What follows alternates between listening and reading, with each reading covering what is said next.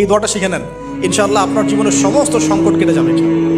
আমি নিজেও এই দোয়াটা বেশি বেশি করার চেষ্টা করি। দোয়াটা হচ্ছে, মুসা আলাইহিস সালাম একটা গাছের নিচে হেলান দিয়ে বসলেন, বসে দেখলেন দুজন মেয়ে দাঁড়িয়ে আছে দূরে, পানি নিতে পারছে না। লোকজন পানি নিয়ে যাচ্ছে, ওরা দাঁড়িয়ে আছে বেচারি। মুসা আলাইহিস সালাম গিয়ে বললেন, কি সমস্যা আপনাদের?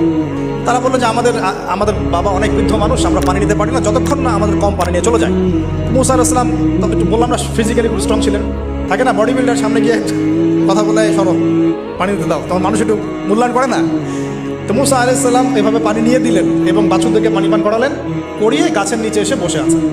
বসে বসে তিনি দোয়া করছেন, এই যে দোয়াটা তিনি দোয়া করছেন, রব্বি, একটা নেক কাজ করলেন না, মানুষের উপকার করলেন, নেক কাজ করে এসে গাছের নিচে বসে দোয়া করছেন, আল্লাহ এখানে তো আমার খাবার পানি বাসস্থান কিছুই নাই, আমি কি করব? রব্বি ইন্নী লিমা আনজালতা ইলাইয়া মিন খায়রিন ফাকির, রব্বি ইন্নী লিমা আনজালতা ইলাইয়া মিন খায়রিন ফাকির।